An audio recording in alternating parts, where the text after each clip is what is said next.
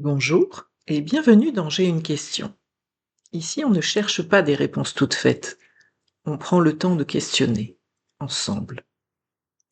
Si tu le veux, avant de continuer, prends une longue inspiration et une lente expiration, juste pour être là. Nous vivons une période de bouleversement profond. Certains parlent de changement de civilisation.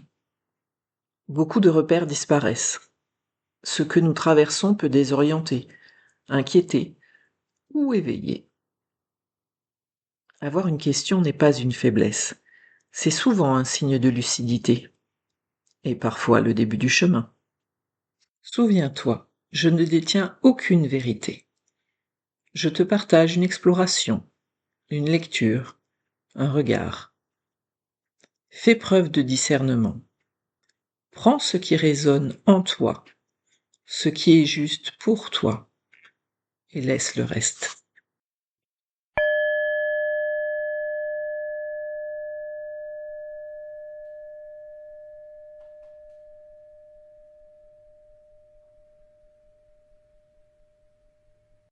La question que je te pose aujourd'hui est la suivante. Comment aller vers l'inconnu ?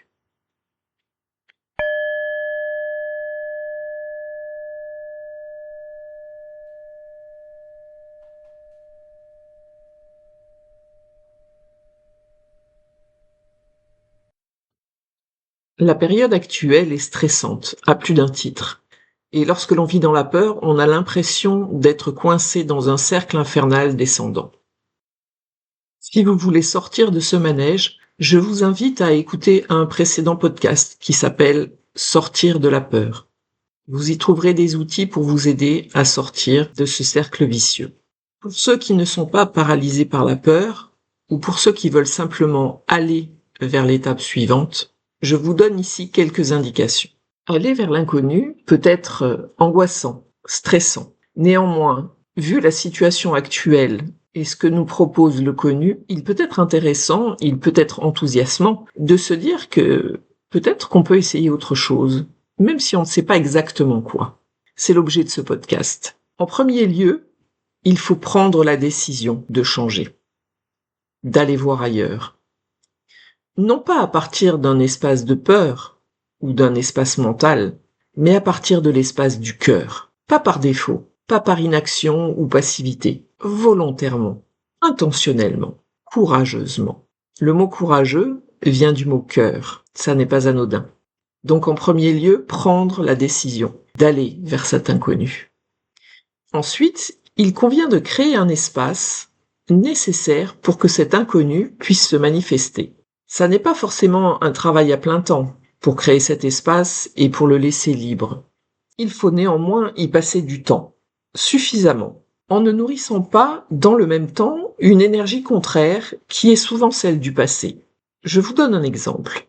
Vous sentez actuellement qu'une activité, quelle qu'elle soit, ça peut être votre travail, ça peut être une relation, ça peut être un sport, que sais-je. Vous sentez donc que cette activité, aujourd'hui, n'a plus de sens, ne vous apporte plus la joie qu'elle vous apportait avant.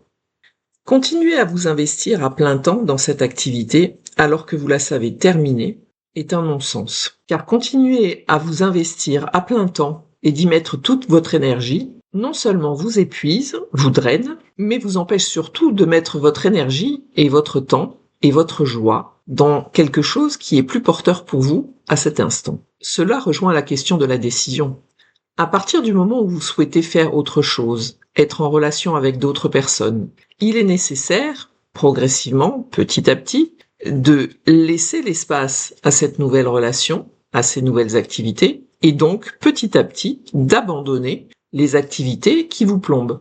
Cela peut paraître évident et de bon sens, mais pour autant, regardez votre vie. Est-ce qu'il est des endroits où vous faites des choses par obligation, par culpabilité, par honte? Ce sont peut-être ces endroits qu'il convient de revisiter et de décider si vous les conservez et à quel prix. Une fois que l'on a pris la décision de changer quelque chose et que l'on a créé l'espace nécessaire, Pour que l'inconnu puisse se manifester, il convient de faire le saut. Faire le saut dans le vide avec foi, avec confiance.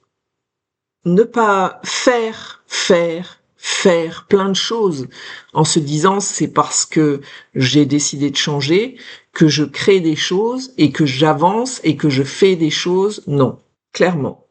Ne vous laissez pas avoir par les mots. Faire le grand saut ne signifie pas faire quelque chose. À ce stade, on ne doit pas être dans l'action, car on ignore souvent où est le chemin. Et poser des actes sans savoir peut être contre-productif, peut fermer des portes, peut bloquer des passages. Même si on le fait en voulant bien faire, c'est-à-dire que cette impulsion vient de la tête et pas du cœur. Vouloir bien faire, c'est être motivé par des croyances, par des conditionnements.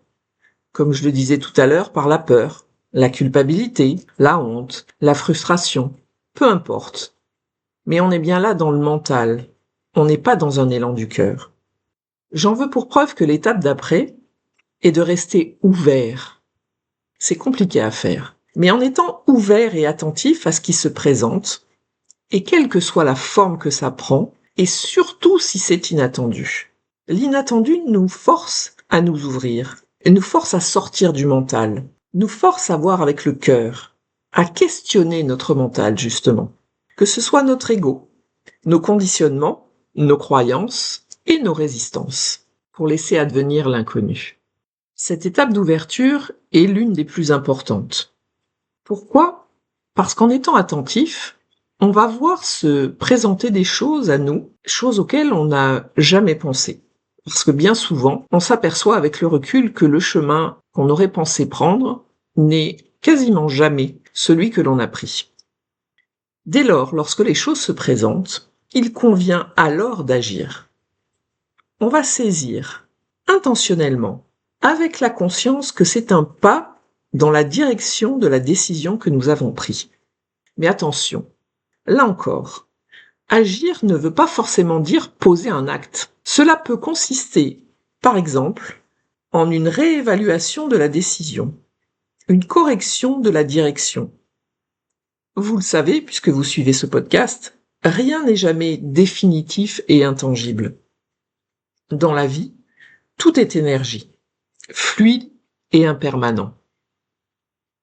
Donc se saisir, c'est être attentif, c'est être conscient de ce qui est devant nous et de se l'approprier pour en faire une action. Voilà le chemin du cœur. Voilà le mode d'emploi de la vie sur Terre à compter de maintenant. Il ne s'agit plus de pouvoir, de contrôle, mais juste d'une co-création, inspirée et habitée.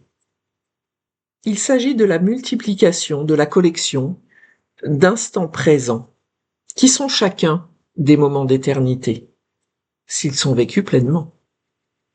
Je te propose de ne pas donner une conclusion définitive à cette question, de la laisser te traverser encore un peu. Tu n'as pas de réponse à donner aujourd'hui. Certaines questions travaillent mieux quand on les laisse vivre.